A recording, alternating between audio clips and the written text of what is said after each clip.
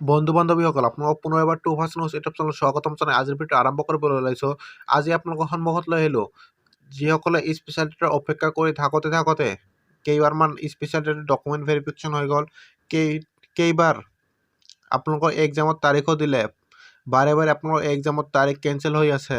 তাৰপিছত আৰু আপোনালোকক এখন জাননী জনাবলৈ বিচাৰি আছোঁ।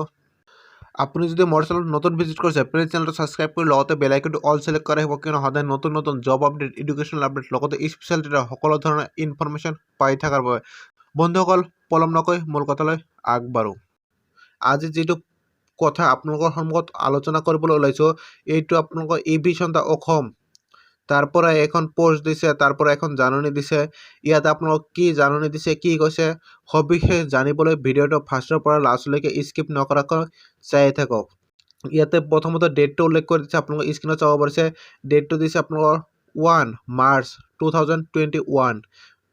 প্ৰিয় চতুৰ্থবিন্দু, বিশেষ টেট পৰীক্ষাৰ তাৰিখ পুনৰ নিৰ্ধাৰণ কৰাৰ সন্দৰ্ভত আজি EB চন্দ্ৰা অসমৰ কেন্দ্ৰীয় সমিতিৰ প্ৰতিনিধিত্ববৰ্গই জনতা ভৱনত প্ৰাথমিক শিক্ষাৰ বিভাগৰ আয়ুক্ত সচিব শ্ৰীযুত প্ৰীতম শইকীয়া মহোদয়ক সাক্ষাৎ কৰে।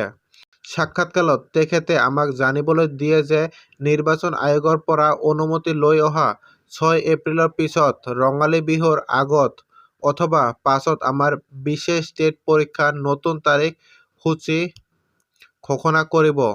আৰু কেইবাৰ যে তাৰিখ ঘোষণা কৰিব তাৰ এতিয়াতো সীমা বিচাৰি পোৱা নাই। গতিকে ছাৰ বাইদেউসকল অলপ ধৈৰ্য সহকাৰে আপোনালোকৰ নিজৰ অধ্যয়নৰ কাম চলাই যাবলৈ সংস্থাৰ তৰফৰ পৰা আহ্বান জনালোঁ। ধন্যবাদেৰে কেন্দ্ৰীয় সমিতি EB চন্দ্ৰা অসম। আৰু কিমান দিন এইটো যে ধৈৰ্য ধৰি থাকিব লাগিব, ইলেকশ্যনৰ পিছতো যে আৰু কিমান দিন ল'ব তাৰ কোনো সঠিক তাৰিখ নাইবা সময় নাই। যাওক, এতিয়া আপোনালোকে যদি ইমান দিন অপেক্ষা কৰিছে আৰু অলপমান অপেক্ষা কৰিবই লাগিব এতিয়া, কিয়নো বাধ্য। আপোনালোকে ইমান কষ্ট কৰি আপোনালোকে প্ৰিপেৰেশ্যন কৰিলে, তাৰপিছতো এক্সামটো কেঞ্চেল কৰি দিলে। যাওক, সকলো সংস্থাই যদিও শিক্ষা বিভাগৰ লগত যোগাযোগ ৰাখিব, তাৰপিছতো হয়তো তেওঁলোকে যদি ভালকৈ গুৰুত্ব দিয়ে সংস্থাক, তেন্তে হয়তো অতি সোনকালে ইলেকশ্যনৰ পিছত অতি সোনকালে আপোনালোকৰ টেট পৰীক্ষাটো অনুষ্ঠিত হ'ব পাৰে।